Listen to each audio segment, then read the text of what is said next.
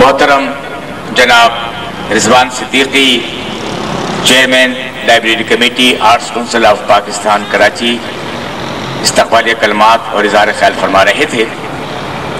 خواتین و حضرات، تقریب کوئی زیادہ طویل نہیں ہے، انشاءاللہ تعالی جو اہل نقد و نظر آج محترم نور احمد میرٹھی صاحب کی شخصیت، ان کے کام، ان کی کتابوں کے حوالے سے گفتگو فرمائیں گے، میں ان میں سب سے پہلے محترم جناب جمال نقوی صاحب سے گزارش کروں گا کہ وہ تشریف لائیں اور اظہار خیال فرمائیں۔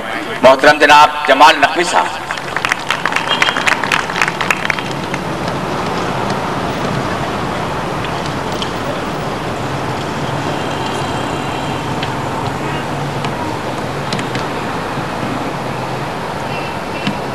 مسند نشینان گرامی، خواتین و حضرات، میرے مختصر سے مضمون کا عنوان ہے نور احمد میرٹھی کا تحقیقی شعور۔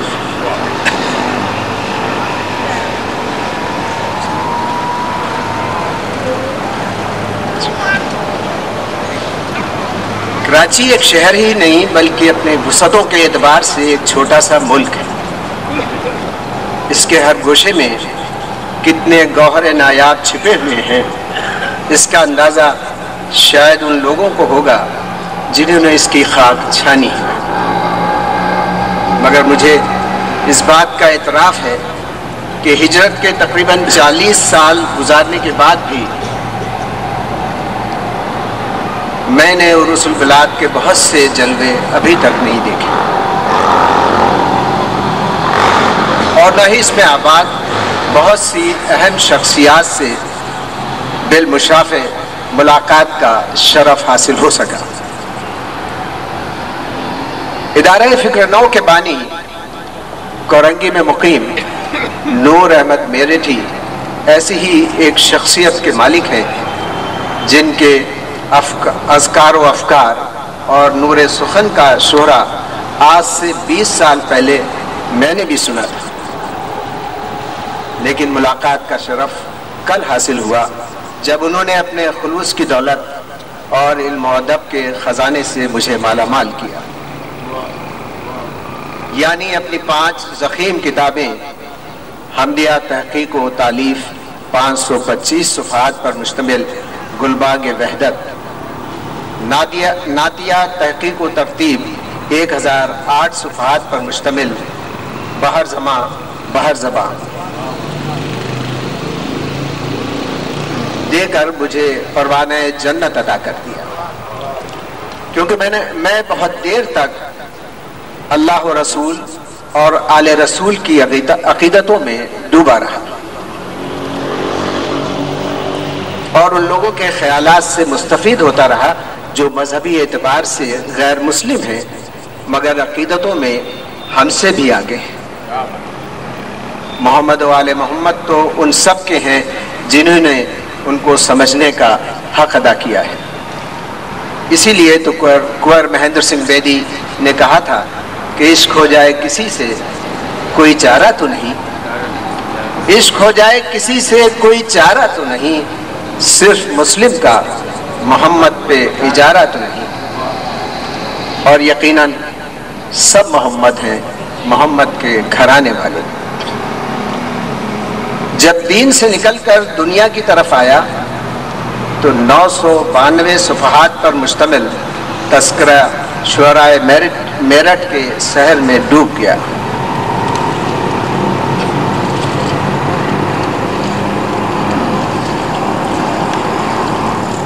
حروف تہجی کے لحاظ سے 602 شعراء کے تذکرے اور منتخب کلام پر مشتمل یہ تحقیقی کتاب سوری اور معنوی دونوں اعتبار سے بہت خوبصورت ہے۔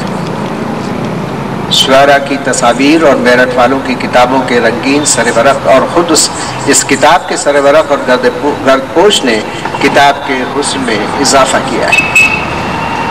میں سمجھتا ہوں کہ جہاں اس کتاب کی اشاعت سے نور احمد میرٹھی نے زمین کا حق ادا کیا ہے، وہیں شعرائے میرٹھ کی ایک تاریخ بھی مرتب کر دی ہے۔ اس سے پہلے اذکار و افکار کی اشاعت سے وہ اپنے علاقے لانڈی کورنگی کا حق بھی ادا کر چکے ہیں۔ دیکھیں وہ باقی کراچی کا حق کب ادا کرتے ہیں؟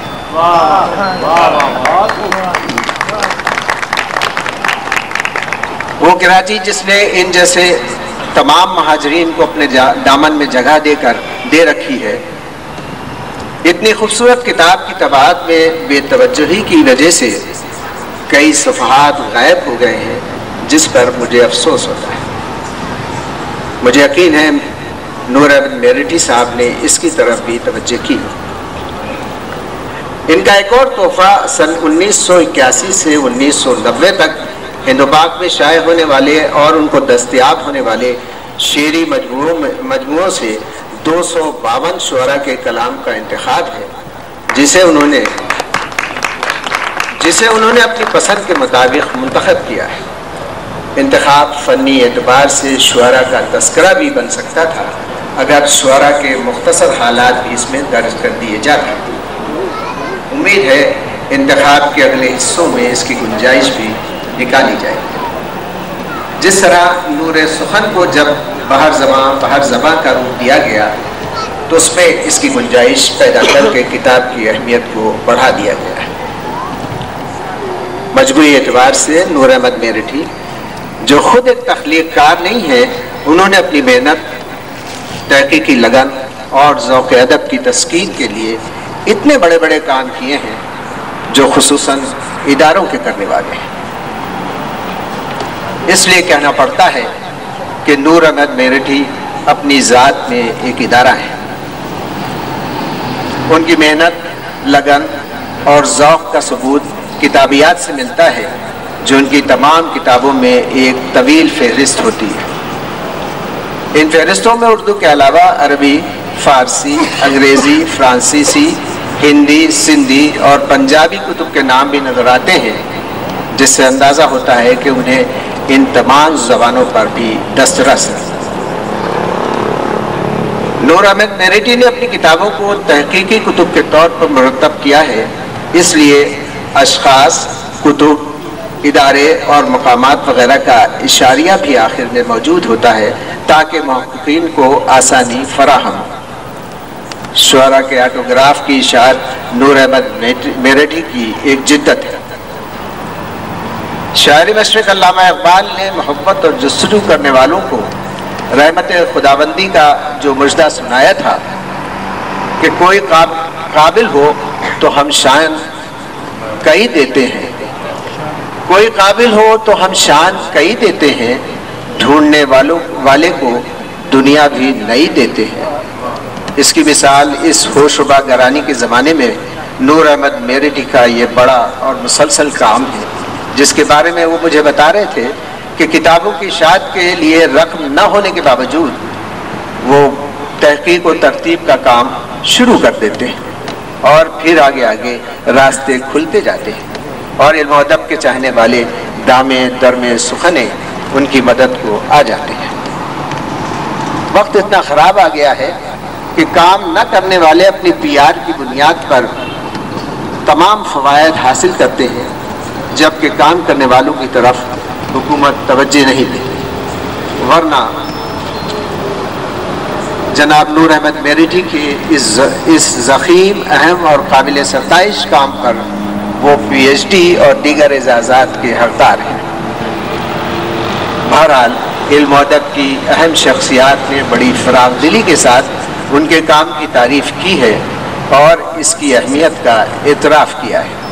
یہی ان کے لیے سب سے بڑا اعزاز ہے۔